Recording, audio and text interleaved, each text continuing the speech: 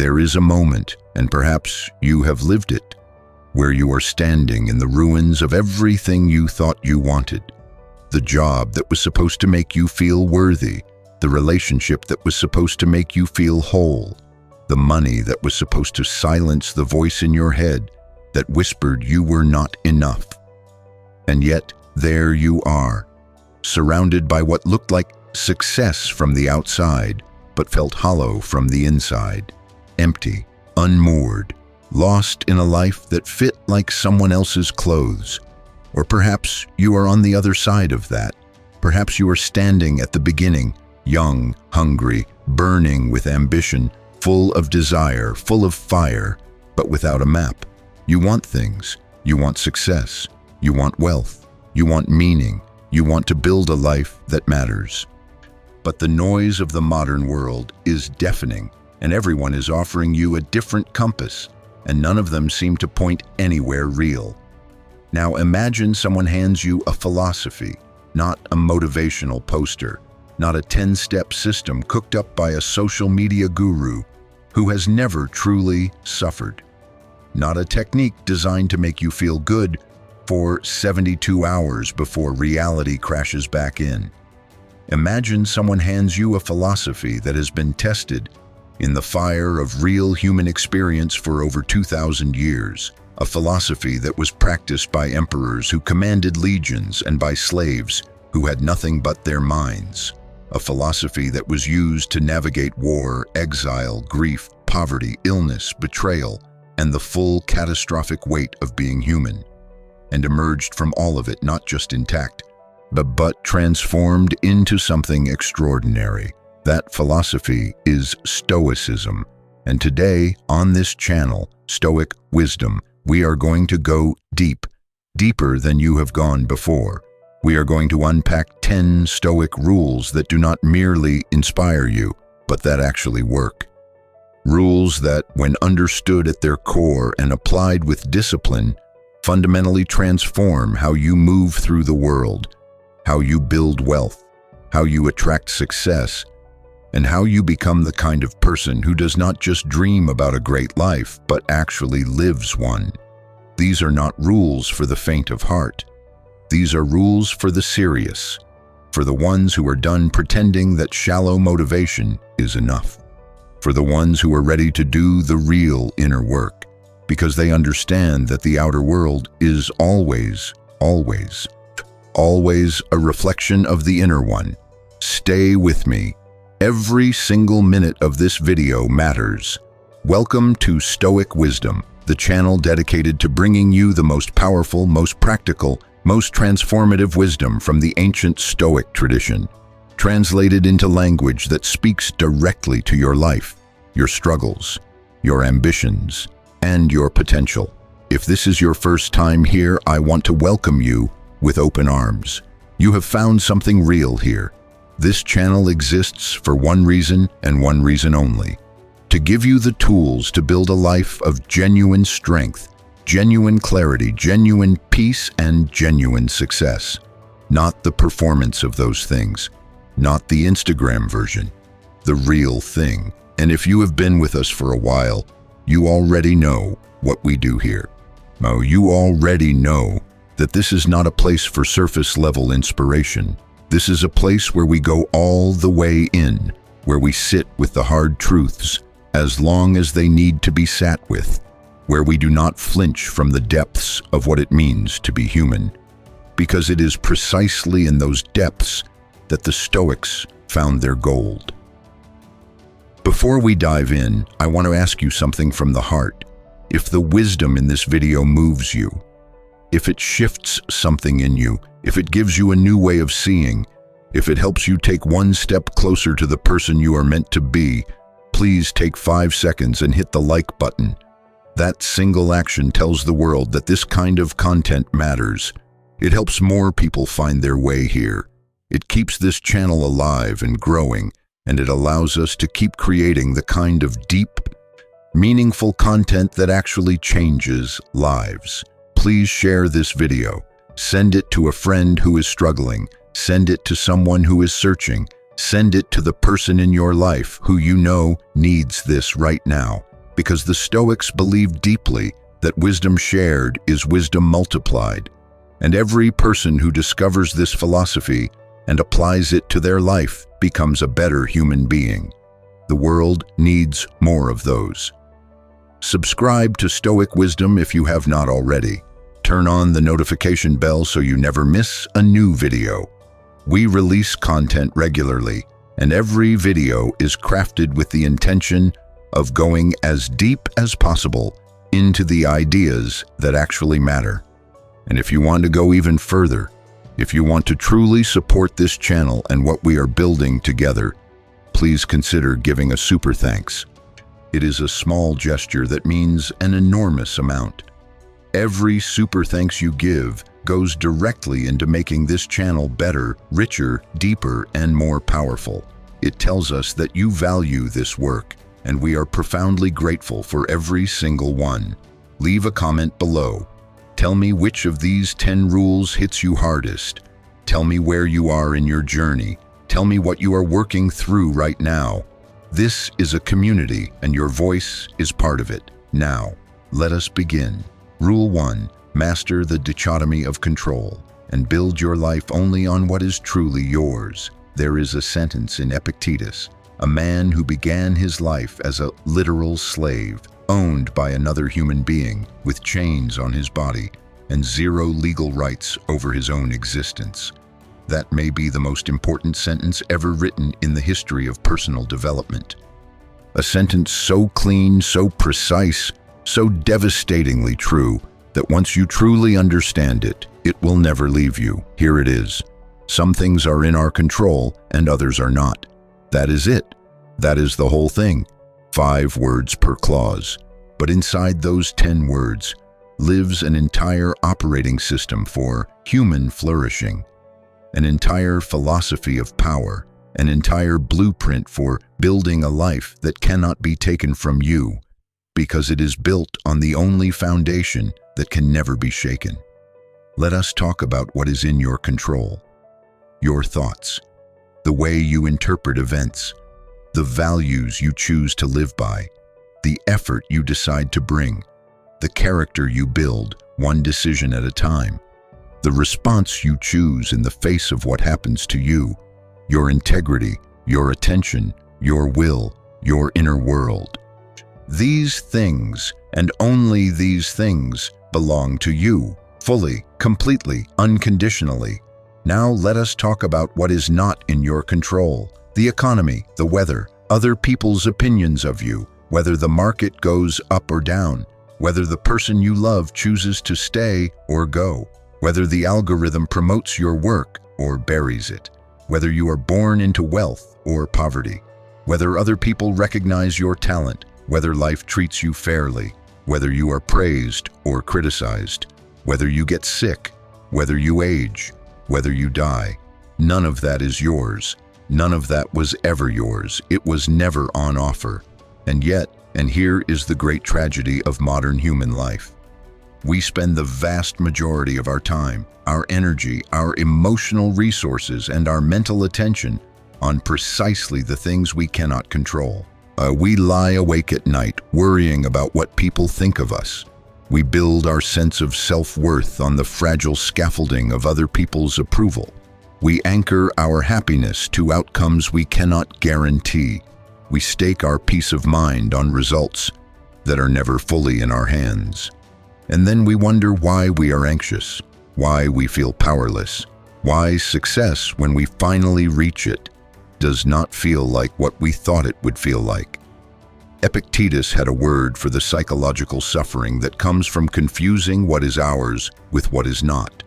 He called it living in opposition to nature, because our nature, our deepest, truest nature as rational beings, is to be free. And freedom, real freedom, is only possible when you have stopped trying to control the uncontrollable. Now, here is where most people misunderstand the dichotomy of control. They hear it and they think it is about passivity. They think it means giving up, accepting defeat, becoming some kind of serene monk who floats through life untouched and indifferent to outcomes. That is not what Epictetus meant. That is not what any Stoic meant. It is almost the exact opposite. Because here is the truth that the Stoics understood with crystalline clarity. When you stop wasting your precious energy trying to control the uncontrollable, you have an enormous, almost terrifying amount of energy left over. Energy that can be redirected, focused, pointed like a laser at the only place where it can actually do anything. The interior, the self, the craft, the effort, the character. Marcus Aurelius ran the most powerful empire in the history of the ancient world. He commanded armies, he administered law, he navigated wars, he plagues political conspiracies and the death of children. And throughout all of it, he returned again and again to this one principle. In his personal journals, which we know today as the Meditations, he wrote to himself over and over in different ways, "Focus on what is yours. Do your duty. Do it well. Do not be attached to the outcome. Do your work and let the universe decide what to do with it." This is not the philosophy of someone who does not care. This is the philosophy of someone who has found the most efficient way to actually achieve things, because when you are not spending half your energy managing your emotional response to outcomes you cannot control, when you are not distracted by fear of failure or hunger for approval, when you are not losing sleep over what other people think or what the market might do, you become terrifyingly effective, calm, focused, consistent, disciplined. And here is the wealth connection. Here is the success connection. Because I can already hear some of you thinking, this sounds very spiritual, but how does it apply to building actual success, actual money, actual results in the real world? The answer is this: the people who build lasting wealth and lasting success are almost never the people who are the most anxious about wealth and success. They are the people who are the most focused on process, on the work itself, on building skill, building systems, building relationships, building character, all of which are internal, all of which are in their control. The outcome, the money, the recognition, the achievement is the natural downstream consequence of mastering the interior game. Think about the most successful people you know, or the most successful people you have read about. Not the ones who got lucky once and then lost everything. The ones who built something real and kept it. What is the consistent trait? They are obsessed with what they can control. They focus relentlessly on their craft, their discipline, their decision-making process. They do not collapse when the market turns against them because their identity is not staked on the market. They do not fall apart when they receive criticism because their sense of self is not built on approval. They are, in the deepest Stoic sense, free. Practicing Rule 1 looks like this. Every morning before you begin your day, you sit for a moment and you ask yourself a simple question. What is actually in my control today? And you make a list. Your attitude, your preparation, your effort, the quality of your work, how you treat the people you encounter, how you respond to obstacles. That is your list. That is your entire domain of power. Everything else is noise. Then you go to work. You work inside your domain with everything you have. And when the uncontrollable things happen, and they will, you acknowledge them, you adapt, and you return to your domain. Again and again, as many times as it takes. This is the foundational rule. Everything else in Stoic philosophy and in this video rests on this one. You cannot build anything real without it. Our Rule 2, Amor Fati, love your fate and transform every obstacle into rocket fuel. There is a Latin phrase that Friedrich Nietzsche borrowed from the Stoics and made famous in his own philosophy. He attributed the idea to them because the idea was theirs long before it was his. The phrase is Amor Fati, and it translates simply as love of fate, not acceptance of fate, not tolerance of fate, not grudging, teeth-gritted endurance of fate. Love. Now, when you first hear this, it might sound masochistic. It might sound like a philosophy built for people who enjoy suffering. Who are we to love what hurts us? Who are we to love the loss, the failure, the rejection, the betrayal, the illness, the setback? What kind of philosophy asks that of a human being? But let me offer you another frame. Because the Stoic idea of Amor Fati is not about enjoying pain for its own sake. It is about something far more sophisticated, far more powerful, and far more practically useful than that. It is about understanding the true relationship between adversity and excellence, between resistance and growth, between fire and steel. Steel does not become steel without fire. It is the fire that makes it. The heat, the pressure, the force applied. These are not the enemies of the steel. They are its creation story. Without them, it remains soft metal. With them, it becomes something that can hold an edge for 1,000 years. You are no different. Marcus Aurelius wrote in the Meditations, "The impediment to action advances action. What stands in the way becomes the way." Read that again. What stands in the way becomes the way. This is not poetry. This is a literal description of how excellence is built. Every obstacle you encounter is revealing something to you. Every failure is showing you a gap in your preparation, a weakness in your strategy, a place where you have not yet become who you need to become. The obstacle is not in the way. The obstacle is the way. Ryan Holiday popularized this idea in his excellent book, but the idea itself is ancient and it is Stoic to the bone. And it matters for your success and your wealth, because this is the attitude that separates the people who eventually build something extraordinary from the people who remain perpetually stuck. Here is what most people do when they hit an obstacle. They stop. They interpret the obstacle as a signal that they were wrong to try, that they are not good enough, that the universe is telling them to quit. They take the obstacle personally. They allow it to define the narrative of who they are and what is possible for them. And then they retreat, they shrink, they go back to safe ground, and they spend the rest of their lives explaining why they tried and failed, never understanding that trying and failing is not the end of the story. It is the beginning of the only story worth telling. Here is what the Stoic practitioner does when they hit an obstacle. They pause. They breathe, and then they ask a different set of questions. What is this obstacle teaching me? What does this obstacle require of me that I have not yet developed? How can I use this obstacle?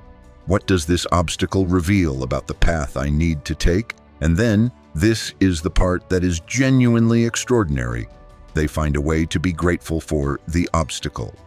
Not in a forced, performative way, but in the real bone-deep way of someone who has genuinely internalized the truth that every hard thing they have ever gone through has made them more capable, more resilient, more wise, and more equipped to live at the level they are trying to live at. Think about your own life for a moment. Think about the hardest things you have lived through, the moments that broke you open, the failures that felt unsurvivable, the losses that seem to destroy everything. Now ask yourself honestly, who would you be today without those experiences? How much of your depth, your wisdom, your character, your strength, how much of that was forged in the fire of those very moments you would have done anything to avoid? Almost all of it, almost always. The Stoics understood this not as a spiritual consolation prize, but as a literal, observable law of human development. Resistance creates strength. Adversity creates wisdom. Loss creates appreciation. Failure creates knowledge. These are not metaphors, they are mechanisms. And here is the wealth and success application. Every entrepreneur who has built something lasting has a catalog of spectacular failures. Every investor who has generated generational wealth has gone through periods of devastating loss. Every artist who has created work that moves people to tears has a graveyard of work that was rejected, ignored, or torn apart by critics. The difference between the ones who made it and the ones who did not is not that one group had better luck. The difference is that one group practiced, consciously or not, Amor Fati. They loved the whole of their fate, including especially the dark parts. They extracted the fuel from the fire and used it to go further than they ever could have gone without it. Practicing Rule 2 means developing a new relationship with difficulty, not a passive one, but an active one.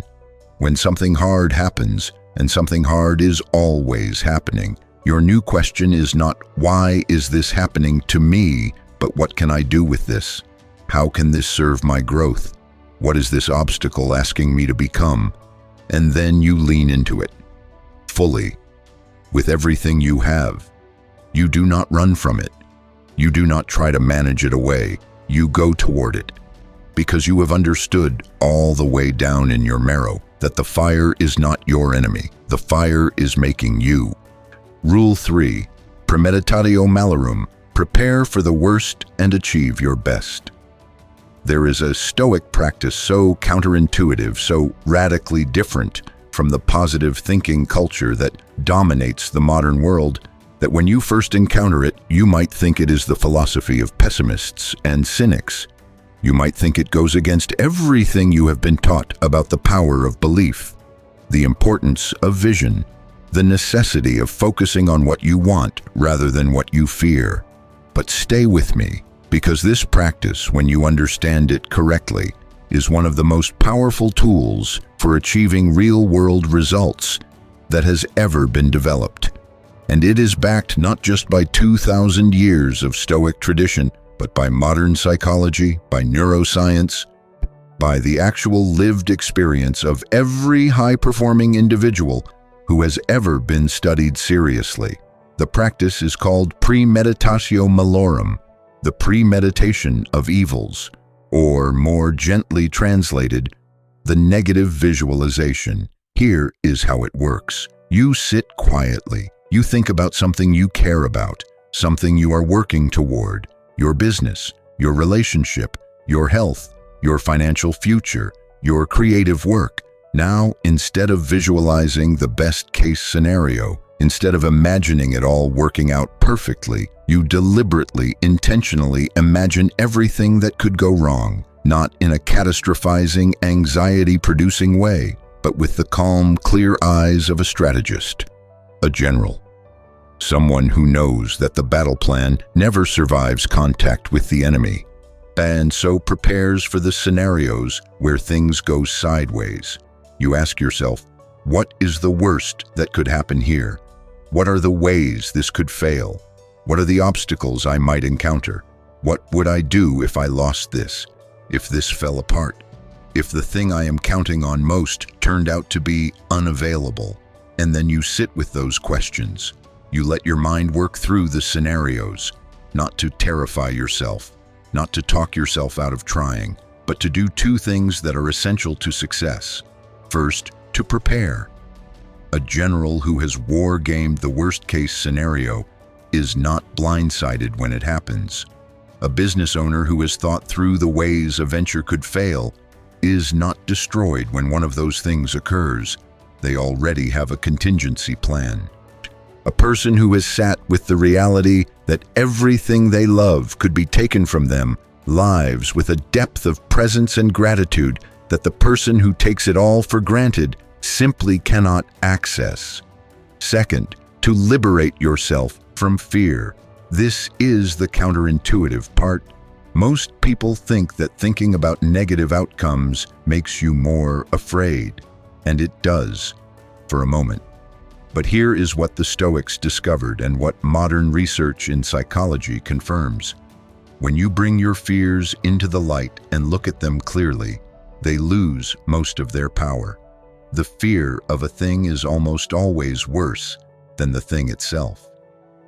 When you have actually thought through the worst-case scenario and made peace with it, when you have actually said to yourself, okay, If this worst thing happens, here is how I will respond.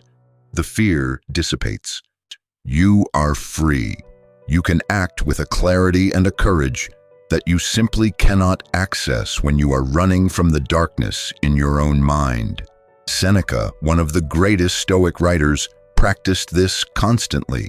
He would periodically give up his creature comforts voluntarily. He would sleep on a hard floor, eat plain, sparse food, wear rough clothing, not because he thought suffering was virtuous in itself, but because he wanted to know, viscerally in his body, that he could survive without the comforts he enjoyed.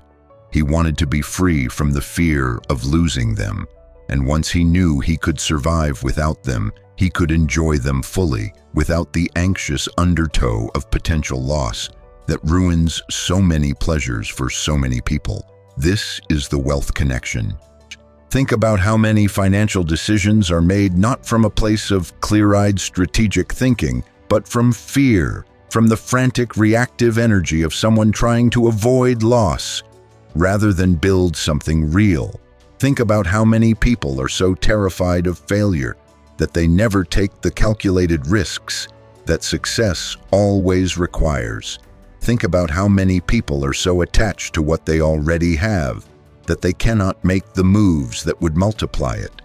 All of that is the psychology of someone who has not sat with the worst case and made peace with it. The Stoic practitioner, on the other hand, moves differently. They have already thought through the downside. They have already calculated what they would do if things went wrong. They have already, in a certain sense, survived the worst-case scenario in their imagination. And so they can move forward with a calm, clear decisiveness that looks like courage from the outside but feels from the inside, simply like freedom. One more dimension of this. The premeditation of evils does not just apply to external events. It also applies to your own character. The Stoics believed that the most important preparation was always internal. What are my weaknesses? Where am I likely to be tempted? What situations bring out the worst in me? Where have I failed before? Not because of external circumstances, but because of my own character flaws. These are the most important questions, because the enemy that defeats most people is not outside them, it is inside them. When you have honestly mapped your internal landscape of weakness, when you have said to yourself, here is where I tend to give up, here is where I tend to get reactive, here is where I tend to choose comfort over growth. You can prepare for those moments before they arrive. You can build systems and disciplines and commitments that are stronger than your momentary weaknesses. You can pre-decide how you are going to behave in the hard moments, so that when the hard moments come, you are not making the decision from a place of weakness. You have already made it from a place of strength. That is premeditatio malorum, and it is one of the most powerful things you will ever do. Rule 4. Virtue is the only true wealth. Build your character and everything else follows. We live in a time that is obsessed with outcomes, with results, with metrics, with the visible, measurable, marketable evidence of success. And there is nothing inherently wrong with any of that. Wanting results is rational. Building systems to achieve outcomes is intelligent. Measuring your progress is useful. But when the obsession with outcomes becomes so total that it eclipses the only thing that actually generates lasting outcomes, character, you have made a catastrophic error. An error that the Stoics diagnosed 2,000 years ago and that remains, I would argue, the central error of modern civilization. The Stoics had a concept they called arete. It is usually translated as virtue, but that word carries a lot of religious baggage in modern English that clouds what the Stoics actually meant by it. A better translation might be excellence of character, or simply being fully, completely, excellently human, being the best version of what you are, living and acting from your highest nature rather than your lowest impulses. The Stoics believed, and this was a radical belief even then, that arete was the only thing that was truly good. not health, not wealth, not pleasure, not power, not reputation, not long life. These things were what they called preferred indifference, things that are generally better to have than not to have, but that are not genuinely good in themselves because they can all be used badly and because none of them can provide what only virtue provides. What does only virtue provide? Eudaimonia, which is usually translated as happiness, but means something deeper. It means something like the full flourishing of a human being, the deep bone-level sense that you are living rightly, that you are being true to your deepest nature, that you are becoming who you were meant to become. The ancient Greeks called it the good life. Not the comfortable life, not the pleasurable life, the good life. And they understood, with a clarity that we have largely lost, that those are not the same thing. Now, here is where this becomes extremely practical, extremely applicable to the project of building success and wealth. Everything you want to build in the external world, every business, every career, every financial structure, every creative project, every relationship is going to be built by a person, you. And the quality of what you build is going to be determined, above all other factors, by the quality of the person building it. Your discipline, your integrity, your judgment, your courage, your wisdom, your honesty, your resilience, your capacity for delayed gratification, your ability to think long-term, your willingness to do hard things consistently and without complaint. These are character traits. They are all character traits. And character is built intentionally, one decision at a time, exactly the way a muscle is built, through consistent progressive effort over a sustained period of time. The person who has high character, who is genuinely disciplined, genuinely honest, genuinely courageous, genuinely wise, does not struggle to build wealth in the long run. Not because the universe rewards virtue with material success in some mystical way, although there is something to that, but because high character generates the behaviors that build wealth. Discipline generates savings and investment. Honesty generates trust, which generates business and opportunity. Courage generates the risk-taking that wealth always requires. Wisdom generates good decisions. Integrity generates a reputation that attracts opportunity. Character is not separate from success. Character is the engine of success. And here is the flip side that the Stoics understood and that we see played out in the lives of people around us every day. Wealth without virtue is not just meaningless. It is actively dangerous. The person who accumulates resources without developing the character to handle them does not thrive. They collapse under the weight of what they have acquired because they have not become the kind of person who can steward it well. They make destructive decisions with their money. They damage their relationships with their fame. They lose their health in the pursuit of more. They are, to use the Stoic framework, living in opposition to their nature. And nature always collects. How many lottery winners have you read about who were miserable within a few years of their windfall? How many sudden success stories end in addiction, bankruptcy, broken families, and early death? The money was not the problem. The character was the problem. The character had not been built to match the wealth. The Stoic path runs in the other direction. You build the character first. You make the character primary. You say, I am going to be disciplined whether or not it is paying off today. I am going to be honest whether or not honesty is immediately profitable. I am going to be courageous whether or not people are watching. I am going to be wise in my decisions whether or not the short-term reward is obvious.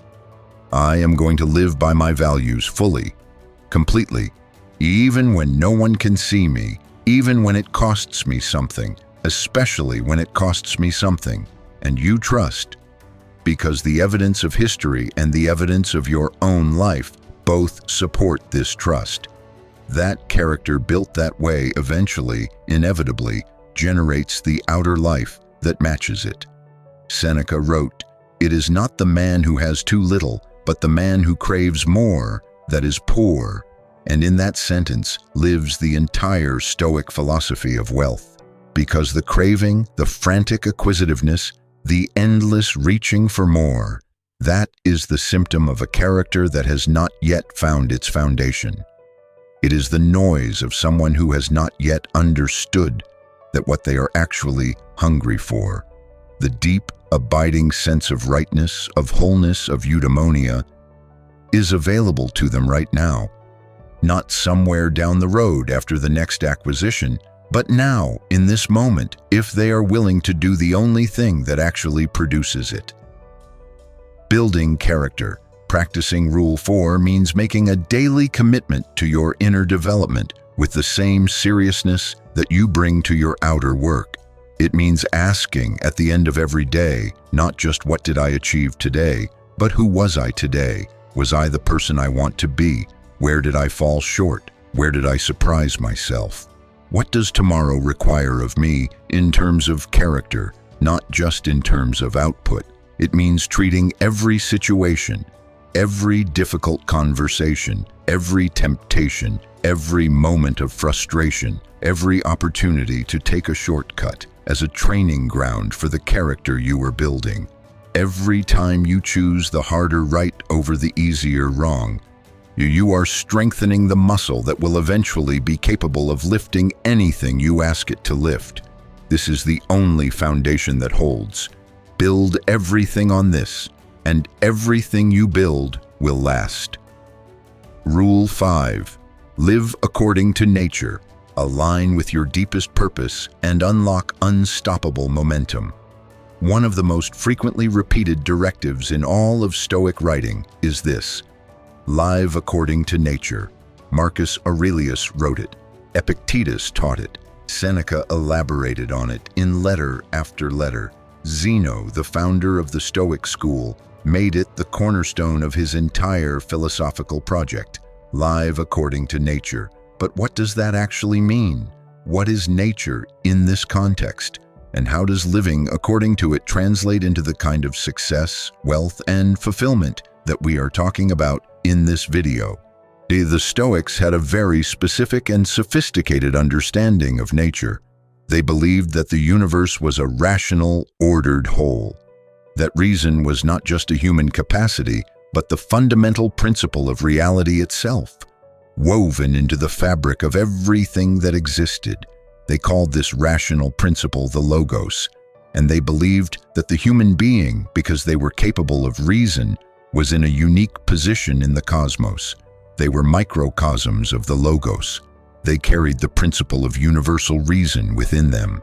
To live according to nature, therefore, meant to live according to your rational nature, to use your capacity for reason to its fullest extent, to make decisions based on wisdom rather than impulse, to act from your highest faculty rather than your lowest appetites, to be fully and completely what you most essentially are, a rational, social being capable of virtue and wisdom.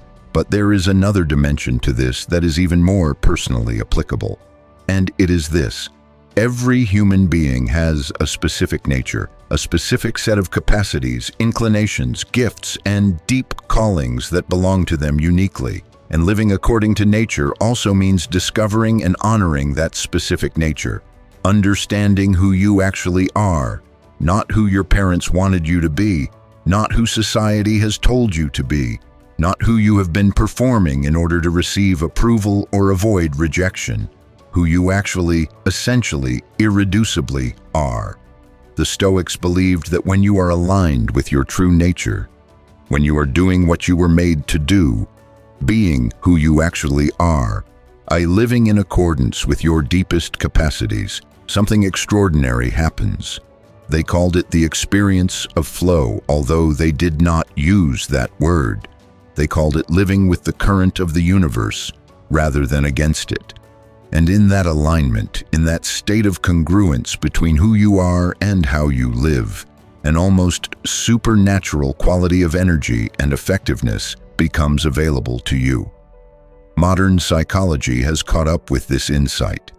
The research on what Mihaly Csikszentmihalyi called flow states, those moments of deep, effortless engagement where you are performing at your absolute peak and losing track of time and self-consciousness because you are so fully immersed in what you are doing, consistently shows that these states occur most reliably when you are doing something that is at the edge of your capabilities but not beyond them, that is intrinsically meaningful to you, and that is aligned with your deepest sense of identity and purpose. In other words, when you are living according to your nature. Think about the difference between the work you do when you are in flow and the work you do when you are grinding. The output is completely different. The quality is completely different. The sustainability is completely different. In flow, you could work for 12 hours and feel energized at the end of it. Grinding an hour feels like a decade. Here is the wealth and success implication. The Stoics were not against ambition. They were not against achievement. They were not against the accumulation of resources. What they were against was the pursuit of any of those things as ends in themselves, divorced from the question of what they were actually for and whether they were aligned with your genuine nature. Wealth acquired through work that is genuinely aligned with your nature is a natural expression of your excellence. Wealth acquired through work that is a betrayal of your nature is a kind of spiritual transaction. You are selling something you can never get back in exchange for something that will never satisfy you. How many people do you know who have made significant money in careers that make them feel hollow inside?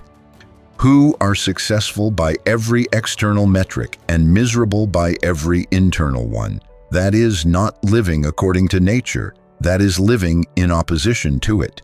And the Stoics would say, and I believe they would be right, that no amount of external success can compensate for that fundamental misalignment. Living according to nature requires a period of honest, sometimes uncomfortable self-investigation. You need to ask yourself the questions that most people avoid because the answers are demanding. What am I actually here for? What are the things that I do where I lose myself in the doing of them?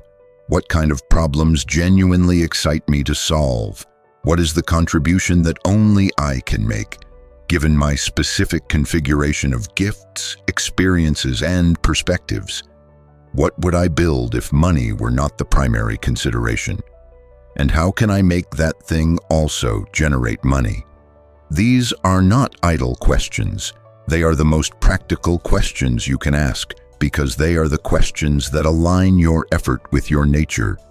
And in that alignment, the quality and consistency and sustainability of your effort increases enormously. You are no longer forcing yourself to do things. You are expressing yourself through doing them. And that expression, when directed with Stoic discipline and Stoic wisdom, is an almost unbeatable engine for building something real. Marcus Aurelius knew his nature. He was a philosopher who happened to be an emperor, rather than an emperor who happened to like philosophy. And you can read in the Meditations the constant effort to live up to both sides of that identity, to be the philosopher in the exercise of his imperial duties, to bring wisdom and virtue to the role that nature and circumstance had assigned him. He never stopped wrestling with that alignment. He never took it for granted. He worked at it every day of his life. That is the model. Not perfect alignment achieved once and maintained effortlessly. Daily, honest, committed effort to discover and live according to who you actually are, the work of a lifetime. The most worthwhile work there is. Rule 6. Memento Mori. Let death teach you how to live and watch your priorities transform. There is a tradition that the ancient Romans maintained even in their moments of greatest triumph. When a general returned home from a military victory, when he was being celebrated in a grand parade through the streets of Rome, with crowds cheering and flowers being thrown, and the entire city turning out to honor his achievement, The general had a servant riding beside him in the chariot, whose sole job was to whisper one thing in the general's ear over and over throughout the entire parade. Memento Mori, remember that you will die, in the middle of the greatest triumph a Roman soldier could achieve, in the moment of maximum glory, maximum adulation, maximum public recognition.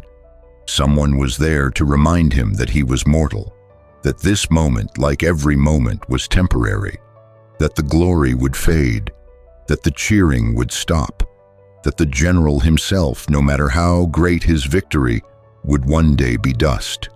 Not as cruelty, not as cynicism, as a gift, as the most clarifying, most liberating, most life-intensifying truth that a human being can hold in their mind. The Stoics were obsessed with death, not in a morbid way, not in a way that paralyzed them or filled them with dread, but in the way that a person is obsessed with anything that cuts through the noise and shows you what is real. Death, the Stoics understood, is the great clarifier, the great prioritizer, the great separator of the essential from the trivial.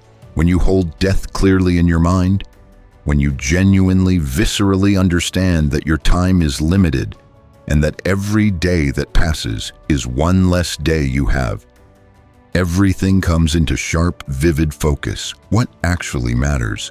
What are you actually here to do? What are the things you keep saying you will do when you have more time? And why are you not doing them now, when now might be all you have? These are not morbid questions.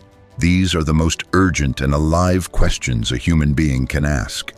And the person who asks them regularly, who holds the reality of death as a daily companion rather than a distant abstraction, lives differently than the person who pretends that the end is always somewhere far over the horizon and therefore can be ignored indefinitely.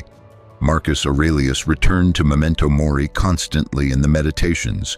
Over and over he reminded himself, Alexander the Great died, Caesar died, all the mighty and the powerful and the wealthy and the celebrated returned to dust.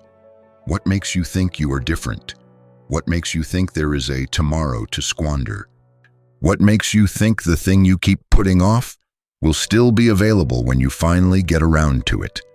And he was not writing these things to make himself depressed.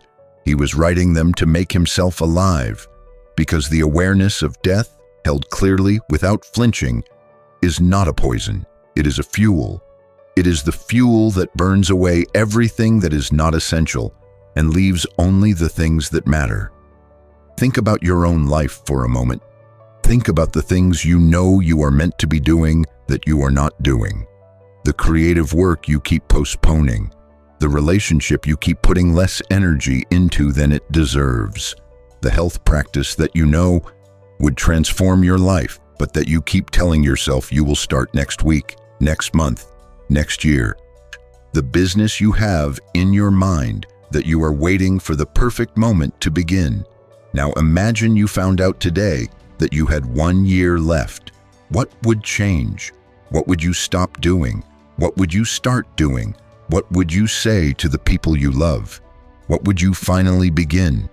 That is the gift of Memento Mori, not to fill you with despair, to fill you with urgency, with presence, with the willingness to actually live the life you have, rather than managing an imaginary future that may never arrive.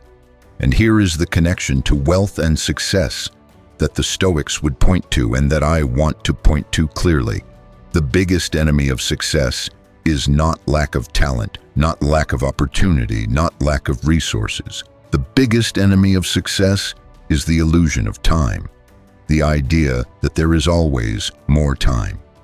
The procrastination and the postponement and the someday thinking that keeps brilliant people from ever fully committing to the thing they know they are meant to build. Memento Mori dissolves that illusion. It creates a sense of urgency that is not anxious and frantic but clear and committed. It makes you ask every single day, am I using this day in a way that I would be willing to have been my last day? Am I building the thing I am meant to build? Am I becoming the person I am meant to become? Am I living fully right now? The Stoics also used Memento Mori as a tool for gratitude, because when you hold the reality of death clearly, when you understand that everything you have is borrowed, that every person you love is mortal, that every experience you enjoy is temporary, the natural response is not despair, it is gratitude. Overwhelming, sometimes breathtaking gratitude for the simple fact that you are here, that you have today, that the people you love are still in your life, that you still have the capacity to work, to create, to grow, to connect. This gratitude is not a passive thing. It is a motivating force. It is the force that makes you want to honor the gift of your life by living it as fully and as purposefully as possible. The person who is genuinely grateful for being alive brings a quality of energy and presence to everything they do that the person who takes life for granted simply cannot match. Spend 5 minutes every morning with Memento Mori, not to frighten yourself, but to wake yourself up, to remind yourself of what you actually have and what it is actually worth. And then go into your day with that awareness burning quietly in the background of everything you do. Watch what it does to your focus. Watch what it does to your priorities. Watch what it does to your relationships. Watch what it does to the quality of your work. Watch what it does to the depth of your experience of simply being alive. Rule 7. The Stoic Art of Deliberate Action. How to build wealth through patient, persistent, purposeful work. There is a question that the Stoics asked again and again in different forms and in different contexts, and it is a question that I believe is the single most important question any person building a life of success and wealth can ask themselves. The question is this: am I moving or am I acting? Let me explain the difference. Moving is activity. It is busyness. It is the constant, frenetic expenditure of energy in the direction of appearing to make progress. It is responding to every email the moment it arrives, attending every meeting, being constantly available, filling every hour with tasks that feel productive in the moment, but that are not connected to the deep, essential work of building something that matters. It is motion without direction, energy without intention. Acting is something else entirely. Acting, in the Stoic sense, is the deliberate, purposeful, wisdom-guided movement toward what genuinely matters. It is the choice, made consciously and renewed daily, to invest your finite time and finite energy in the things that are actually building what you are trying to build. It is slow in the sense that it is not reactive. It is fast in the sense that it is extraordinarily effective. The Stoics were deeply suspicious of busyness, not of hard work. The Stoics revered hard work. Marcus Aurelius wrote about the discipline of getting up early when you did not want to, of doing what needed to be done rather than what was comfortable, of never using leisure as an excuse for laziness. Seneca, one of the wealthiest men in Rome, worked with extraordinary intensity for his entire life. Epictetus, a former slave, was relentlessly disciplined in his philosophical practice. These were not soft people. They were not advocates of doing less, but they were advocates of doing deliberately, of asking before any action, does this serve what I am actually trying to accomplish? Is this aligned with my highest purpose? Is this a use of my time that I can justify against the awareness that my time is limited? Or am I merely responding to the noise, filling the void, creating the sensation of progress while the actual building remains undone? In the modern world, this distinction has never been more important. We live in an attention economy, an economy where thousands of the smartest, most well-funded people on earth are working around the clock to capture and hold your attention, because your attention is the product they are selling. Every notification, every feed, Every algorithmically curated stream of content has been designed by brilliant engineers and psychologists to be as compelling as possible, to pull you in and keep you there as long as possible, at the expense of whatever you were doing before. The Stoic practitioner is not immune to this, but they have a defense that most people do not have. They have the practice of asking, at every moment, is this a use of my time that my highest self would endorse? Is this aligned with my deep purpose? Or is this the noise again, dressed up in new clothing? Epictetus taught that a person should know at every moment of the day what they are doing and why they are doing it, not in an anxious, over-analytical way, but with the calm clarity of someone who has a clear sense of what they are building, and therefore a clear sense of what deserves their attention and what does not. Here is the wealth and success framework that emerges from this Stoic principle. The people who build real wealth over real time are almost always people who have identified a small number of things that matter enormously to them, to the people they serve, to the market they operate in, and have committed themselves to those things with a consistency and a depth that most people simply do not sustain. They are not spreading themselves thin across 1,000 opportunities. They are going deep on the right opportunities. They are not responsive to every shiny object. They are committed to their core mission. This is what Warren Buffett means when he talks about his famous two-list strategy. Write down your 25 top goals. Circle the 5 most important ones. Now the other 20, avoid them completely, not because they are bad goals, but because they are distractions from your most important goals. The enemy of excellence is not failure. The enemy of excellence is almost excellence. Doing many things adequately instead of doing the essential things extraordinarily. The Stoic dimension of this is understanding that the selection of what matters, the decision about which 5 things deserve your full, undivided, long-term commitment, is not a practical decision. It is a philosophical one. It requires knowing who you are, what you are for, what you value, what kind of life you are trying to build, and what kind of legacy you want to leave. It requires virtue and wisdom, not just strategy and tactics. And then it requires the daily discipline of acting from that clarity, of protecting your time and your attention with the seriousness of a general defending a city, of saying no, clearly, consistently, and without guilt to everything that does not serve the essential, of building systems and routines and habits that create the conditions for deep, focused, purposeful work every single day. The Stoics would say, do the work that needs doing. Do it fully. Do it with everything you have. Do not be distracted by the praise or the criticism. Do not be sped up by the urgency of others or slowed down by their skepticism. Move at the pace that wisdom and the work itself require, and trust that consistent, purposeful, virtuous action over time builds things that reactive, scattered, approval-seeking action never could. Rule 8. The power of equanimity. How emotional mastery creates extraordinary results. One of the most misunderstood aspects of Stoic philosophy is the idea of Stoic calm.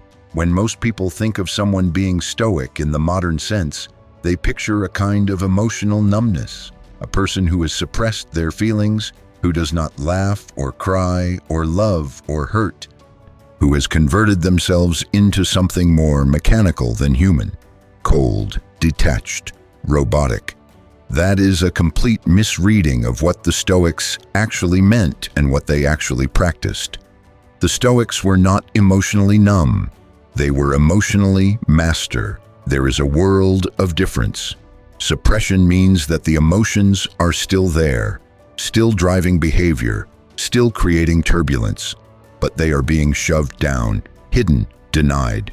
That is not Stoic equanimity. That is its opposite. That is the psychology of someone who is afraid of their own emotional life and is managing it through avoidance.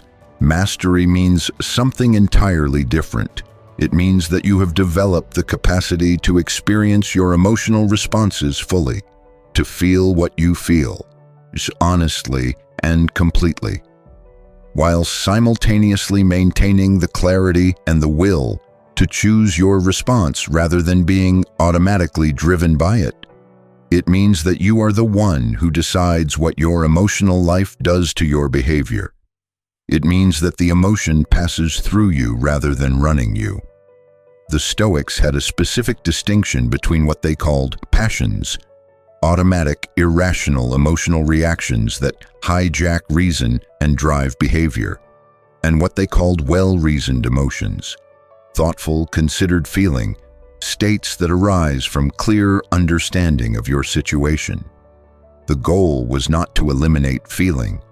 The goal was to replace the passions with their well-reasoned counterparts, not anger but righteous indignation where it was genuinely warranted, not anxiety but appropriate caution and preparation, not grief but genuine love expressed in mourning, not elation but genuine joy in the good. Marcus Aurelius worked on this every day. You can see it in the Meditations, the constant effort to see clearly, to not be swept away by anger or pride or grief or despair, to return again and again to the steady center from which clear action is possible. It was not easy for him. He writes honestly about being irritated, about feeling the pull of anger, about the difficulty of maintaining perspective in the face of people who were deliberately provocative or situations that were genuinely unfair. He was not a robot. He was a human being working hard every single day to become the kind of human being he wanted to be. And here is why this matters so profoundly for success and wealth. The research on high performance and decision-making is unambiguous on this point. Emotional dysregulation, the state of being driven by your emotional reactions rather than your clear thinking, is one of the most consistent predictors of poor decisions, damaged relationships, missed opportunities, and self-sabotage. When you are flooded with anxiety, you cannot see clearly. When you are consumed by anger, you say and do things you regret. Damage relationships that took years to build. Make decisions from a reactive state that you would never make from a clear one. When you are swamped by euphoria, you take risks you have not thought through, ignore warning signs, overestimate your certainty, and expose yourself to losses you could have avoided. The equanimous person, the person who can feel the emotion without being controlled by it, operates from a completely different platform. They see clearly when others are reacting blindly. They act wisely when others are responding impulsively. They maintain the long view when others are lost in the immediate. They stay in the game when others are being knocked out of it by their own emotional volatility. Think about the most valuable quality in a business partner. Think about what you are really looking for at the deepest level in someone you trust with something important. You want someone who is steady, someone who does not become a different person under pressure, someone who you can count on to bring their best thinking to a problem, even when the problem is difficult or the stakes are high. Someone who does not collapse into anxiety when things get hard and does not lose their head when things go exceptionally well. Someone who is, in a word, equanimous. That person is not born. They are built. They are built through exactly the practices we have been discussing in this video. The daily discipline of observing your own mind, the practice of pausing before responding, the training in seeing difficult situations as training grounds rather than threats, the regular examination of your assumptions, your reactions, your emotional patterns, the consistent, sustained work of developing the capacity to choose your response rather than having it chosen for you by your automatic programming. And here is the compounding effect. Because emotional mastery compounds exactly the way financial investment compounds. Every time you successfully pause and choose a response rather than reacting automatically, you strengthen the neural pathways of self-regulation. Every time you maintain equanimity in a difficult situation, you demonstrate to yourself that you are capable of it, which makes it slightly easier the next time. Every time you catch yourself mid-reaction and redirect, you are literally rewiring your brain. Over months and years of this practice, the equanimity that initially required enormous effort becomes more natural, more automatic, more who you are, and the person you become through that practice, steady, clear, trustworthy, emotionally intelligent, capable of the long view, is exactly the kind of person that extraordinary things are built by and around. Rule 9. Build your inner citadel. Develop the unshakable core that no external force can destroy. Marcus Aurelius had a concept that he returned to again and again throughout the Meditations. A concept so powerful and so practically transformative that I want to spend significant time with it, because I believe it may be the most important idea in this entire video for those of you who are dealing with circumstances that feel overwhelming, situations that feel genuinely out of your control, external forces that seem to have genuine power over your ability to function and flourish. He called it the Inner Citadel. A citadel, in the ancient world, was the innermost, most fortified part of a city. When a city was under siege, when the walls had been breached, when the enemy was in the streets, the citadel was the last place of safety. The place so strongly built, so carefully defended, so deliberately positioned that even when everything else had fallen, the citadel remained. And as long as the citadel held, the city's essential capacity for self-governance, for making decisions, for organizing resistance, for preserving what mattered most, was preserved. Marcus Aurelius believed that every human being had an inner citadel, the rational, sovereign, choosing self, the part of you that no external force, no conqueror, no tyrant, no circumstance, no loss, no humiliation could actually touch unless you gave it permission.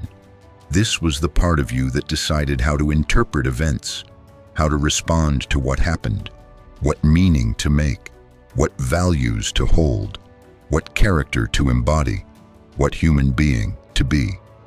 He wrote, "You have power over your mind, not outside events. You realize this and you will find strength. This is not mere consolation. This is a literal description of the architecture of human experience. Between the event and your response to the event, there is always a gap. It may be tiny, a fraction of a second, or it may be large enough to drive a truck through, but it is always there. It is always yours, and in that gap lives your freedom."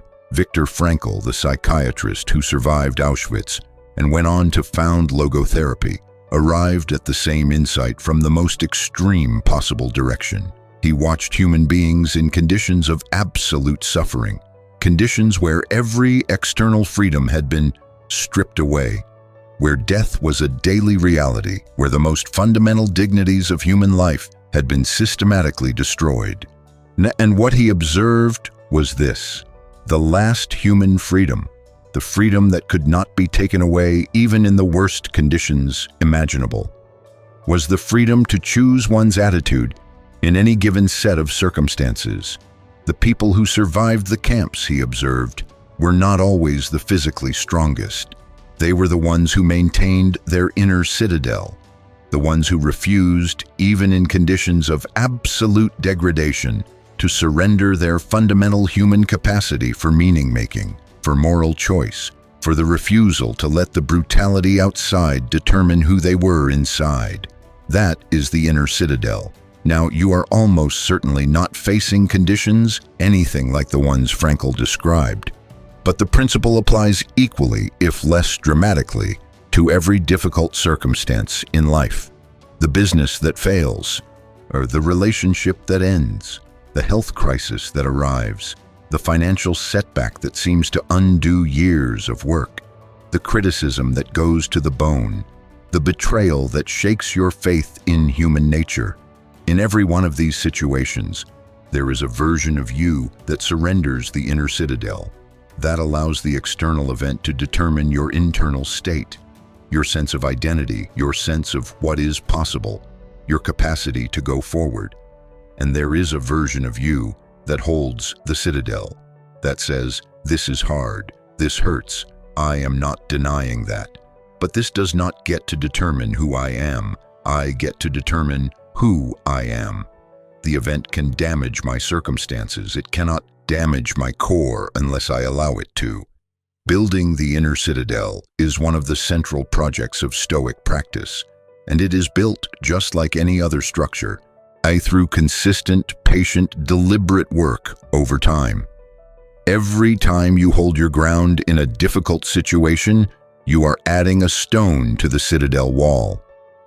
Every time you choose your response rather than reacting automatically, you are strengthening the structure. Every time you maintain your values when it costs you something to do so, you are reinforcing the foundation. The wealth and success application here is direct and powerful. The people who build something lasting in any domain of life are people who have developed this unshakable core, because the path to any worthy achievement runs through failure, setback, criticism, doubt, and difficulty. That is not a bug in the system. That is the system. And the person who falls apart every time the going gets hard will never make it far enough to build what they are meant to build. The inner citadel is what allows you to take the long view, to maintain your strategy when the short-term signals are negative, to keep going when the evidence of progress is invisible, to hold your vision when everyone around you has stopped believing in it, to stay in the game long enough to win. Build it deliberately, protect it ferociously, return to it constantly, and know that as long as it stands, nothing that happens to you in the external world can truly defeat you. Rule 10. The Stoic vision of the good life. Integrate all the rules and become the architect of your own destiny. We have come a long way together in this video. We have talked about control and surrender, about loving your fate, about preparing for the worst and achieving your best, about virtue as the only true wealth, about living according to your deepest nature, about letting death teach you how to be alive, about deliberate, purposeful action as the foundation of real achievement, about emotional mastery as the engine of extraordinary results, about the inner citadel as the ultimate refuge and ultimate source of power. Now I want to pull all of these threads together into a single, unified vision, because the Stoics did not practice these principles in isolation. They understood that they were all expressions of a single, coherent way of being in the world, a single answer to the deepest question that a human life can ask. What is the good life? Not the comfortable life, not the admired life, not the wealthy life or the famous life or the pleasurable life. The good life, the life that when you are at the end of it, you can look back on and say, I was here, I was fully here. I lived according to my values. I built something real. I loved something real. I became someone real. I did not trade my soul for security or my character for approval or my deepest calling for a comfortable mediocrity. The Stoics had a word for this. We mentioned it earlier, eudaimonia, the full flourishing of a human being. And they believed, and I believe they were right, that eudaimonia was available to every human being who was willing to do the work. Not the lucky ones, not the born wealthy ones, not the talented ones, every human being, because eudaimonia is not produced by circumstances. It is produced by character, applied to circumstances, whatever those circumstances happen to be. Epictetus was a slave. Marcus Aurelius was the most powerful man in the world. They both practiced the same philosophy. They both arrived through different paths at the same essential orientation toward life. The philosophy did not care about the circumstances. It worked in all of them. And here is what that means for you. specifically wherever you are right now, whatever your current circumstances, whether you are building from nothing or rebuilding from loss, whether you are young and hungry or older and wiser, whether you are at the beginning of your journey or somewhere in the middle. The Stoic path is available to you right now, in the life you are actually living, not in some idealized future condition where everything has finally fallen into place. But here is what the Stoics would want you to understand about the practical, real-world project of building wealth and success. These two things, the inner work and the outer achievement, are not in competition. They are in collaboration. The Stoics were not ascetics who believed that material success was beneath the philosopher. They were not impractical dreamers who thought that virtue automatically produced comfort. They were practical, clear-eyed, often quite materially successful people who understood that the best foundation for outer achievement was inner excellence, and that outer achievement, when built on that foundation, was a worthy and honorable expression of a life well lived. Seneca was one of the wealthiest people in Rome. He was also one of the most sophisticated moral philosophers of his age. He saw no contradiction in that. He made money through his practice of virtue, through his wisdom, his relationships, his reputation for integrity, and he used his money in service of his philosophical mission. He wrote about wealth with unsentimental clarity. Money is a good servant and a terrible master. Have it, use it wisely. Do not let it use you. Marcus Aurelius ran the most powerful empire in the world. He also kept a private journal in which he wrestled daily with the question of whether he was living up to his values. He was rich in resources and relentless in his demand for personal excellence. He saw his wealth and power not as evidence of his own importance, but as a responsibility, a set of resources to be deployed in service of the common good, in accordance with the highest principles he knew. This integration of inner depth and outer capability, of philosophical clarity and practical ambition, of character and craft, is the Stoic vision of the good life.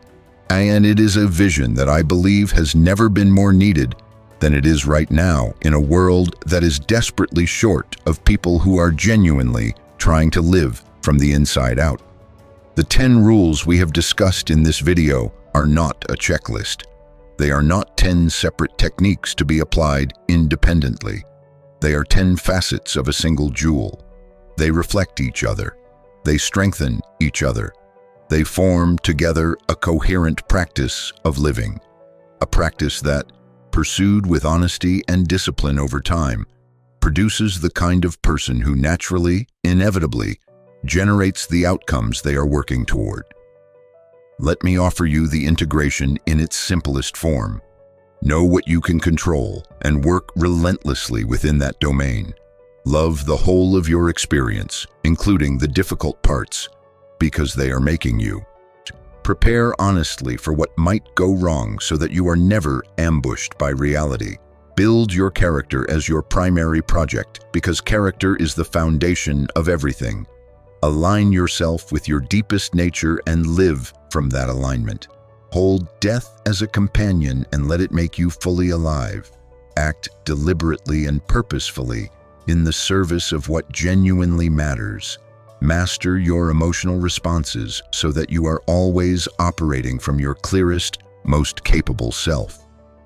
Build your inner citadel so that no external force can determine your inner state, and integrate all of these into a single, sustained commitment to the good life, to eudaimonia, to becoming, day by day and decision by decision, the person you are meant to be. This is not a path for the casual, it is a path for the committed. For the ones who are willing to do the inner work, because they understand that the inner work is the only work that actually lasts. But here is the extraordinary promise at the end of this path. For those who walk it seriously, for those who commit to it fully, for those who return to it again and again, even when they fall short. And they will fall short, because we all fall short. and the Stoics never pretended otherwise. For those people, something remarkable happens. The anxiety begins to lift, the frantic reaching begins to quiet, the desperate need for external validation begins to loosen its grip, the fear of failure begins to lose its power, the obsession with what other people think begins to fade, and in their place comes something that no amount of money or status or success could ever buy. But that money and status and success often follow as natural consequences. Clarity, strength, purpose, peace, not a passive peace, not a checked out, checked off, numbed down peace, a warrior's peace, the peace of someone who has done the work, who knows who they are, who knows what they stand for, who has built something real inside themselves and is every day working to build something real outside. That is what Stoicism offers.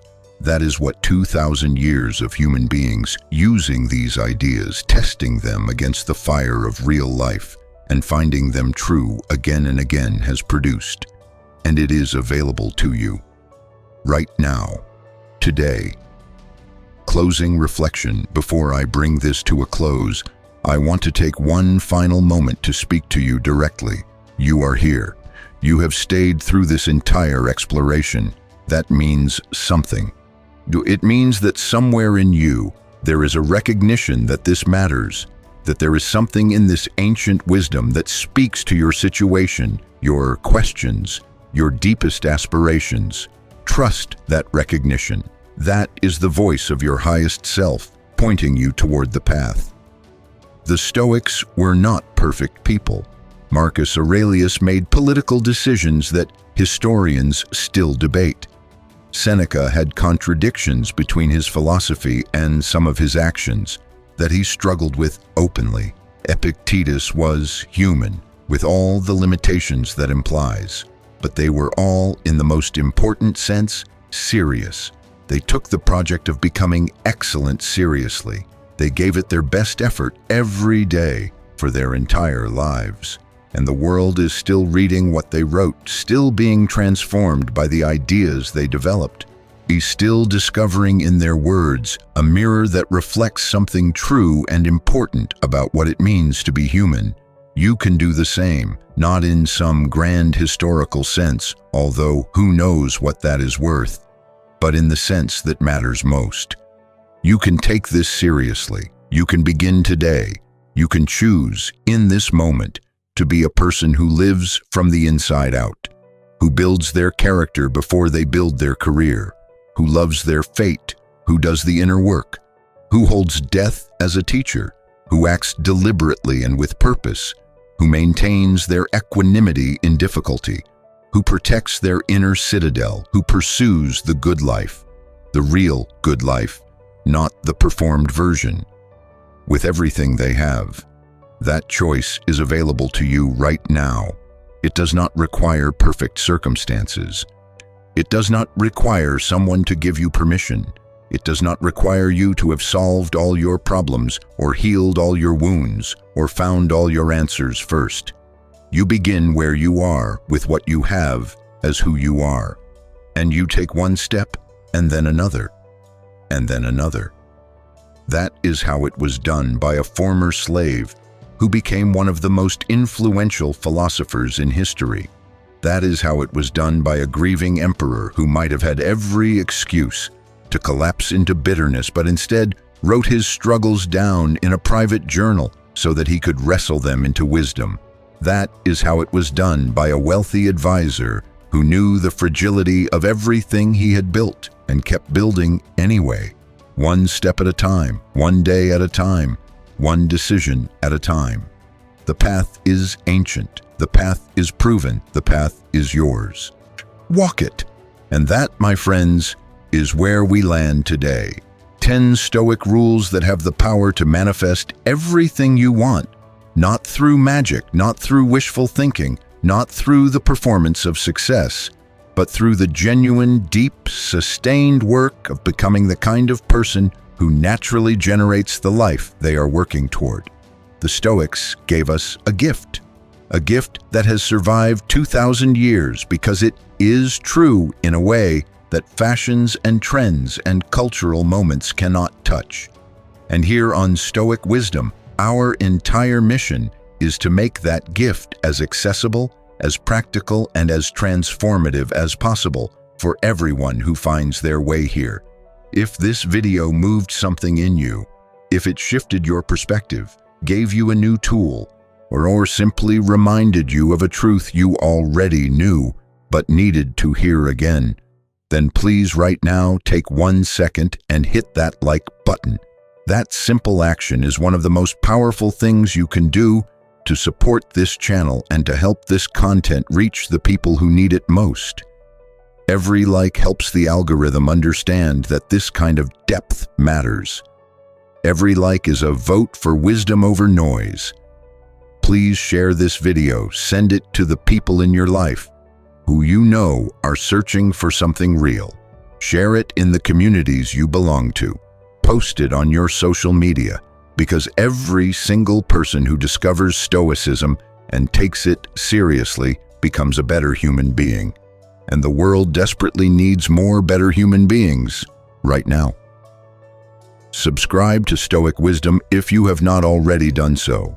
We create this content regularly, and every video is made with the same commitment to depth, to honesty, and to genuine transformation.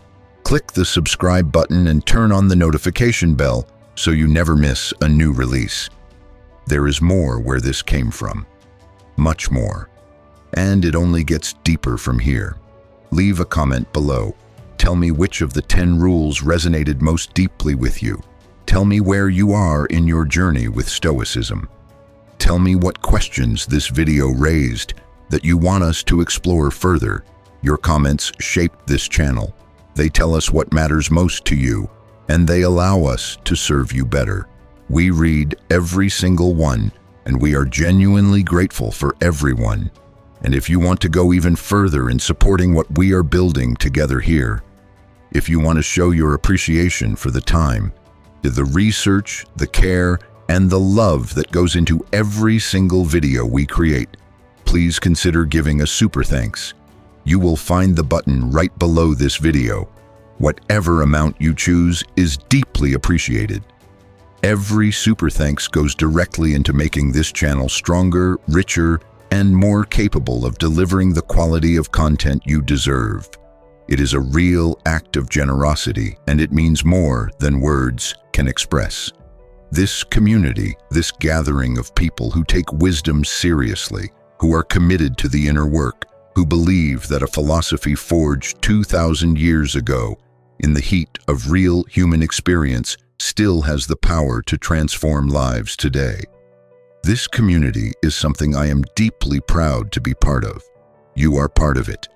By being here, by staying this long, so by bringing your attention and your openness to this material, you are living proof that wisdom still matters, that depth still matters, that the examined life, the life that the Stoics dedicated themselves to, and that Socrates before them called the only life worth living, is still something that human beings are hungry for, even in the noise and the speed and the distraction of the 21st century. I am grateful for you, genuinely. Every person who watches this channel represents a choice to go deeper rather than shallower, to think harder rather than easier, to pursue the real rather than the comfortable. That choice, multiplied across all of you, is what makes this channel possible and what makes this work meaningful. The Stoics began with a question, how shall I live? And they spent their lives, and they built an entire philosophical tradition in service of the most honest and most rigorous answer they could find. Their answer was with virtue, with wisdom, with courage, with justice, with equanimity, with clear eyes and an open heart and a commitment to the good life. Whatever the circumstances, that answer is still available. It has never stopped being available. And it is waiting for you right now in the practice, in the daily, disciplined, devoted practice of living by the principles we have explored today. Go forward with this. Let it work in you. Return to it when you fall short. Return to it when the world gets loud. Return to it when you lose your way, because everyone loses their way sometimes, and the wisdom is always there waiting when you come back. Until next time, stay wise, stay strong, stay stoic. This is Stoic Wisdom,